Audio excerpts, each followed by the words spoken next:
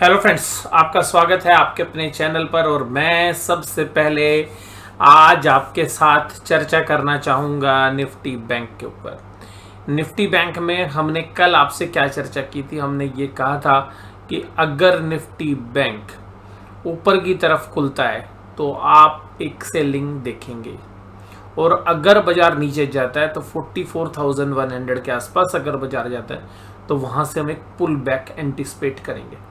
बाजार में जिस तरीके से कल की क्लोजिंग हुई थी तो हमारा जो एंटिसिपेशन था वो वीकनेस का ही था, लेकिन हम ये देख रहे थे कि 2 दिनों के अंदर, और इंक्लूडिंग मंडे, अगर हम मंडे भी ऐड करते हैं तो जो फॉलोअप सेल आपको वेडनेसडे और थर्सडे में देखने के लिए मिली वो इंडिकेट कर रही थी कि भाई बाजार थोड़ा सा ओवरसोल्ड है। तो यहाँ पर अगर बाजार नीचे जाता है तो बाजार एक रिकवरी दे सकता है, और उसके बाद अगर बाजार ऊपर खुलता है तो बाजार टेक्निकली इतना वीक है कि जो है बाजार के अंदर जो लोग फंसे हुए हैं वो अपना माल बेचते हुए नजर आएंगे। आज निफ्टी बैंक ने सिमिलरली वही किया। बाजार खुले और खुलते के साथ ऊपर चढ़ गए, और चढ़े कहाँ तक? 44,900 तक, 44,900 तक। और ये सारा करामत हो चुकी थी तकरीबन 9:30 बजे। तो जब 9:30 बजे तक ये करामात हो चुकी थी तो बाजार ने एक गिरावट का रुख दिखाया, और फिर बाजार ने दोबारा से पलटी मारी विद इन 5 to 10 मिनट्स, और फिर वहाँ से सेलर्स ने अपनी पोजीशन एक्टिवेट की, और तकरीबन 15-20 मिनट के अंदर बाजार ऊपरी लेवल से 300 पॉइंट करेक्ट हो गया। और फिर बाजार जैसे ही नीचे की तरफ लाल निशान में गया, बाजार ने फिर करवट बदली और बाजार फिर तेजी की तरफ बढ़ता हुआ नजर आया। लेकिन इन सब के बावजूद इंडिया विक्स मजबूत नहीं हो पा रहा है, यानी कि इंडिया विक्स के अंदर तेजी नहीं आ पा रही है। बाजार फिर एक अच्छी करेक्शन देता है तकरीबन 11 सवा 11 बजे, फिर वहाँ से पुल बैक करता है, फिर दिन भर वहीं चलता है, और तकरीबन 1:15 के आसपास बाजार फिर दोबारा से क्रैक होता है, और निफ्टी बैंक जो दोबारा से 44,900 को पार करके चला गया था उसमें फिर 200 से 250 पॉइंट की सेलिंग होती है, और फिर वहीं पर चलते चलते शाम को 3 बजे फिर एक वीकनेस के संकेत आते हैं, और वहाँ से एक हल्की फुल्की पुल बैक के बाद बाजार जो है माइनस में चले जाते हैं। लेकिन शाम होते होते जो एडजस्टमेंट आती है वो माइनस की ही आती है, क्योंकि 3 बजे से लेकर 3:15 बजे के बीच में बाजार ज़्यादातर समय माइनस में ही ट्रेड कर रहा था। लास्ट के 5-7 मिनट में पॉजिटिव होने की कोशिश की, लेकिन जो आधे घंटे का वेटेज एवरेज था उन सब की वजह से जो भी चेंज आए वो आपको नेगेटिव ही देखने के लिए मिले। तो एक मामूली सी एक फ्लैट क्लोजिंग हम कह सकते हैं। तो हमारी जो स्ट्रेटेजी थी कि भाई अगर राइज करे तो सेल करिए, नीचे अगर 300-400 पॉइंट का डिप मिलता है तो एक बाइंग बनती है। तो सिमिलर वो व्यू रहा। अब हमारा यहाँ पर नज़रिया क्या है मंडे के लिए? देखिएगा, मंडे के लिए जिस तरीके से अभी अटेम्प्ट किया है बुल्स ने, मुझे लग रहा है एक बार और अटेम्प्ट कर सकता है। मैं जो वीकली एनालिसिस है वो मैं बाद में बात करूंगा, मैं खाली मंडे की बात कर रहा हूँ। अगर यहाँ पे अटेम्प्ट होता है तो फिर दोबारा से हम सेलिंग ही देखेंगे, क्योंकि आज तो एचडीएफसी बैंक की कमजोरी की वजह से निफ्टी नहीं चल पाया। बट मुझे लग रहा है कि जिस तरीके का डिस्ट्रीब्यूशन बाकी बैंकों में भी हुआ है, और कुछ हद तक आपने आईसीआईसीआई बैंक को भी नीचे ले लिया है, तो आज जो इंडसइंड बैंक की जो तेजी थी, एक्सिस संभाल रहे थे, मुझे लग रहा है कि नेक्स्ट हफ्ते के अंदर बुधवार बृहस्पतिवार तक यहाँ पर भी एक अच्छी खासी कमजोरी आ जाएगी। और मुझे लग रहा है वीकली लेवल के ऊपर 44,000 के आसपास बाजार एक बार अटेम्प्ट करेगा।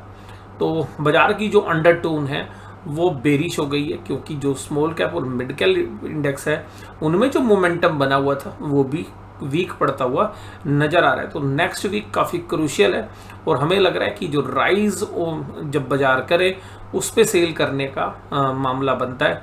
और मुझे लगता है कि जो भी अपसाइड मूवमेंट्स हैं वो शायद सस्टेन ना करें। तो बाजार के अंदर जो रुख रहने वाला है सोमवार को वो सेल ऑन राइज का ही है, स्पेशली निफ्टी बैंक के अंदर। आज इंडसइंड बैंक के अंदर 2.86% की तेजी थी, उसके बाद मारुति में 2.61% की, एसबीआई में 1.79 की। हालांकि ये निफ्टी के कंपोनेंट्स है। और जो कमजोरी थी वो थी विप्रो में, डॉक्टर रेड्डीज में। और विप्रो में देखी गई ये भी चर्चा थी कि भाई जो कनाडा वाले जो फंड्स हैं वहाँ से सेलिंग हो सकती है। डॉक्टर रेड्डीज में भी एक वीकनेस थी और आज फार्मा पूरा ही एक पैक जो है एक वीकनेस के संकेत दे रहा था। उसके अलावा यूपीएल और सिप्ला जैसी शेयर्स में भी कमजोरी देखने के लिए मिली। अब देखिएगा निफ्टी बैंक के जो चार्ट है, निफ्टी बैंक का जो चार्ट है उसने 4 कैंडल बैक टू बैक दे दी रेड। और इस हफ्ते के अंदर 4 दिन ट्रेड हुए। और आप लोग जानते हैं कि हमारा इस हफ्ते का जो एनालिसिस था वो बिल्कुल वीकनेस का ही था और वही रहा। और कुल मिलाकर हमारी एंटिसिपेशन के अकॉर्डिंगली ही बाजार इस हफ्ते चला। तो यहाँ पर अब हमें लग रहा है कि निफ्टी बैंक के अंदर जो नीचे जो एरियाज़ हैं ये एक मल्टीपल सपोर्ट एरियाज़ हैं। तो यहाँ पर बाजार देखिएगा इतनी जल्दी से तोड़ेगा नहीं, यहाँ पे टाइम स्पेंड करेगा। तो मुझे लग रहा है कि सोमवार को भी एक टाइम स्पेंड जो है इवेंट्स रहने वाला है, दोनों साइड्स के मूव रहेंगे। और ये हमें इस बात से भी देखने के लिए मिलता है कि एफआईआईज भी ऑप्शंस में सेलर है, यानी कि कॉलर पुट दोनों बेच के ही चल रहे हैं। तो उनको भी एक बड़ी मूवमेंट वो प्ले नहीं करना चाह रहे हैं अभी हाल फिलहाल में। तो उसको देख के भी अगर आप देखें तो निफ्टी बैंक में भी एक रेंज बाउंड ट्रेड रहेंगे। और वही स्ट्रेटेजी मुझे लगता है कि रहने वाली है, राइज करे तो भैया ऊपर टिकेगा नहीं, नीचे जाएगा तो टिकेगा नहीं। स्पेशली सोमवार के लिए हफ्ते का ट्रेंड हमारा थोड़ा सा डिफरेंट बनेगा। SBI, bank of Baroda, IndusInd bank और पीएनबी जैसे शेयर्स आज मजबूती के साथ काम कर रहे थे। वहीं दूसरी तरफ एचडीएफसी बैंक ने निराश किया आज भी, और आईसीआईसीआई बैंक ने भी। देखिएगा आईसीआईसीआई बैंक में बहुत दिनों के बाद आपको ये वीकनेस देखने के लिए मिली है, जो कि 950 रुपये का भाव आ गया। मैं ये मान के चल रहा हूँ कि नेक्स्ट वीक में आप आईसीआईसीआई बैंक को 920 से लेके 930 रुपये के बीच में ट्रेड होता हुआ देख सकते हैं, 920 से 930 के बीच में। और सिमिलरली हमें लग रहा है कि एसबीआई भी एक तरीके से अब थोड़ा सा कमजोर होगा, क्योंकि पीएसयू बैंक इंडेक्स चल तो रहा है, लेकिन मुझे लग रहा है कि पीएसयू बैंक इंडेक्स में भी अब टॉप बन गया और वहाँ से कमजोरी आएगी तो एसबीआई में भी। और इसी वजह से मुझे नेक्स्ट वीक के अंदर जो हम वीकली चार्ट देखेंगे तब आपके साथ अच्छे से डिस्कस कर पाएंगे। बट मुझे लग रहा है कि 44,000 डेफिनेटली आने की संभावना अगले हफ्ते की एक्सपायरी में है। और कोई बहुत बड़ी बात नहीं है, क्योंकि जिस तरीके से प्राइस एक्शन है और जिस तरीके की स्ट्रेंथ है बाजार में, वो जो ख़त्म होती हुई जा रही है, हो सकता है कि बाजार 44 को भी ब्रीच कर दे और वहाँ से भी 200-300 पॉइंट नीचे हफ्ते में क्लोज दे दे, तो कोई आश्चर्य नहीं होगा। जो भी राइज है वो एक सेलिंग अपॉर्चुनिटी है। देखिएगा हमने थोड़ा सा इस हफ्ते में जिस समय आपके साथ चर्चा की उस समय बाजार बहुत मजबूत थे, और जब मैंने ये वीडियो शेयर की थी वीकेंड पे, तो आप में से बहुत सारे लोगों ने जो कमेंट्स किए थे वो किए थे सर ऐसा थोड़ी ना होता है कि ऐसे बाजार मंदा हो जाएगा। लेकिन कुल मिलाकर बाजार में बड़े प्लेयर्स ने पोजीशंस बना रखी है, और इस एक्सपायरी में तो मुझे लगता नहीं है कि मंदी करने वाले प्लेयर्स अपना मामला छोड़ेंगे। अगर देखिएगा सोमवार और मंगलवार में ही बहुत ज़्यादा कमजोरी हो गई तो फिर हम देखेंगे कि बुध या बृहस्पति में रिकवरी हो सकती है।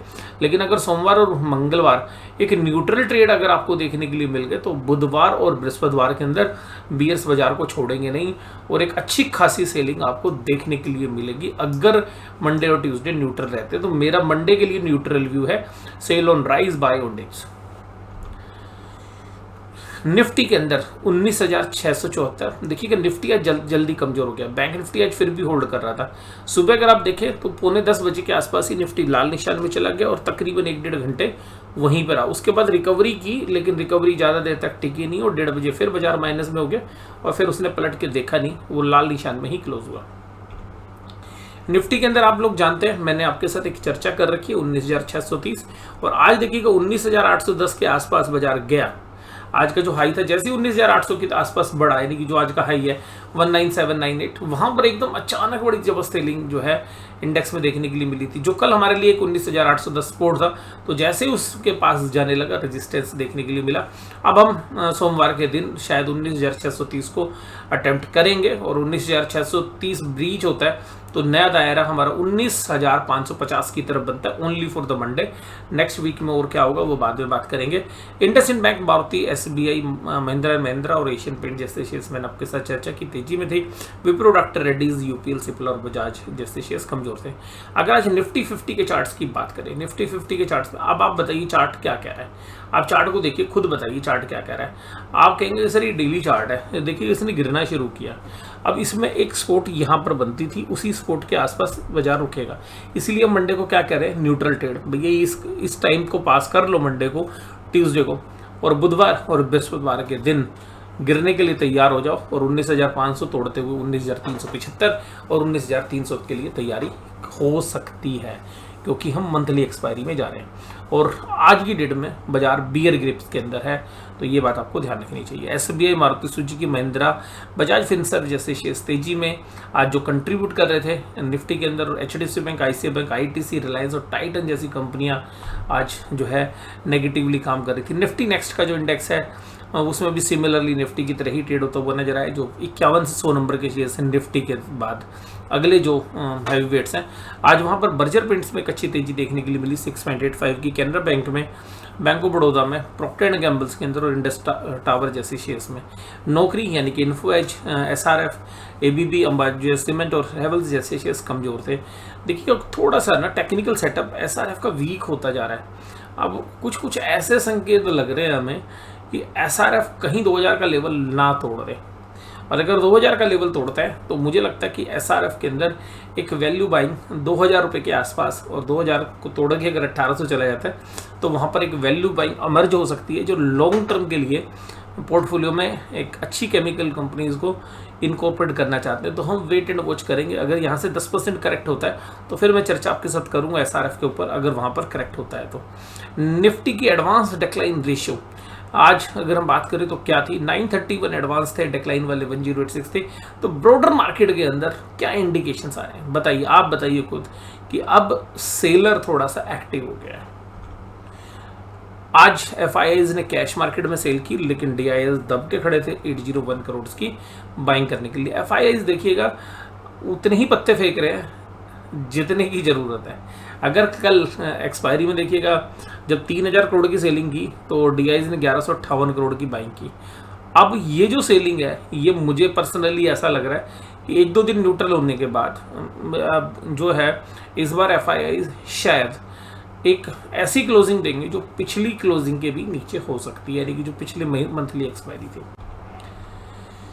आज FIIs ने इंडेक्स फ्यूचर्स खरीदे हैं, लेकिन उन्होंने स्टॉक फ्यूचर्स इंडेक्स फ्यूचर्स बेचे, लेकिन उतने स्टॉक फ्यूचर्स खरीद लिए। तो कुल मिलाकर अपनी पोजीशंस को हेज कर रहे हैं और FIIs लगातार ऑप्शंस को बेच रहे हैं। ऑप्शंस को बेचने वाली स्ट्रेटेजी जो है ज़्यादातर फॉलो कर रहे हैं, जिससे हम इंडिकेट कर रहे हैं कि अभी जो डेटा है वो शायद एक टाइम पास जो है बाजार आपको सोमवार के अंदर देखने के लिए मिले। उसके बाद अगर हम बात करें निफ्टी की, ऑप्शन चेन भी ऐसी नहीं है, क्योंकि यहाँ से बाजार गिराए और कोई ऑप्शंस बाजार गिराने वाले को कुछ फ़ायदा हो, तो ऐसी पुट कॉल रेशियो नहीं है। तो पुट कॉल रेशियो भी देखिएगा 1 के आसपास या उसके ऊपर बन जाएगी अगर बाजार थोड़ा सा रिलैक्स करे, यानी कि गिरे नहीं। तो हमें लग रहा है कि बाजार एक साइडवेज रहना चाहिए, जिससे कि पुट कॉल रेशियो इंप्रूव हो और फिर एक साइड का मूव आता हुआ आपको नजर आए। सिमिलरली बैंक निफ्टी में भी ऐसा कोई मूव नहीं है कि हम कोई डायरेक्शनल प्ले करने की बात आपके साथ चर्चा में लें। अगर हम निफ्टी के अंदर बात करें तो 19,800 के अंदर एक अच्छा खासा ओपन इंटरेस्ट आज ऐड हुआ, जहां पर टोटल कॉन्ट्रैक्ट 2,11,000 पे पहुंच गए। 19,700 के अंदर 64,318 कॉन्ट्रैक्ट से ऐड हुए। तो काफ़ी एग्रेसिवली कॉल राइटर्स बाजार को रोकने के लिए तत्पर हो रहे हैं। वहीं पर पुट राइटर्स की शक्ति को अगर आप देखना चाहें तो पुट राइटर्स थोड़ा सा बैकफुट पे है। 19,600 और 19,700 पे जो ऑप्शन राइटिंग हुई है वो तकरीबन कॉल राइटिंग के सामने तकरीबन आधी है। तो यहाँ पर ये बाजार की वीकनेस का संकेत दे रहे हैं। इसके अलावा अगर बैंक निफ्टी में भी बात करें तो बैंक निफ्टी 44,800 में 38,000 कॉन्ट्रैक्ट ऐड हुए, 44,700 में 24। वहीं पर उसका कोरस्पॉन्डिंगली बैंक निफ्टी में फिर भी 44,700 के अंदर पुट में अच्छी राइटिंग थी, लेकिन 44,600 पे थोड़ी सी फीकी पड़ती हुई नजर आई और 44,800 पे 28,000 कॉन्ट्रैक्ट। तो कंपेरेटिवली जहां पर एक कॉल राइटर खड़ा था तो वहां पर 80% पुट राइटर भी खड़ा था। तो यहाँ पर भी बाजार जो है थोड़ा सा न्यूट्रल टू नेगेटिव जो है टेरिटरी में जाता हुआ बनता है। डाउ जोन्स इंडस्ट्रियल एवरेज पिछले हफ्ते पूरा कमजोर रहा, लेकिन आज जो है कुल मिलाकर एक फ्लैट स्टार्ट दी है। इसके अलावा नेस्डेक भी तकरीबन 1% के आसपास पहुंच गया था तेजी में, और ब्रेंट क्रूड $94 के आसपास। और एक महीने के दौरान क्या ब्रेंट क्रूड बढ़ा है, तो जितना ब्रेंट क्रूड बढ़ा है वो इंडिया के लिए चिंता वाली बात रही, और इसलिए आपने देखा कि इंडिया के जो बाजार हैं वो भी ऊपर से आपको क्रैक होते हुए नजर आए। मुझे लगता है कि ये जो वीडियो है ये आपको काफ़ी पसंद आई होगी। अगर पसंद आई है तो प्लीज़ इसको लाइक करिए, अगर चैनल पे पहली बार जुड़े हैं तो सब्सक्राइब करिए, और अगर जुड़े पहली बार नहीं है, रोज़ देखते हैं लेकिन चैनल सब्सक्राइब नहीं किया तो कम से कम आप इसको सब्सक्राइब करिए और आपको सारी नोटिफिकेशन मिले, तो इसलिए जो है घंटा भी दबा दीजिए। तो आज की इस वीडियो में बस केवल इतना ही। वीडियो देखने के लिए धन्यवाद। Thank you very much.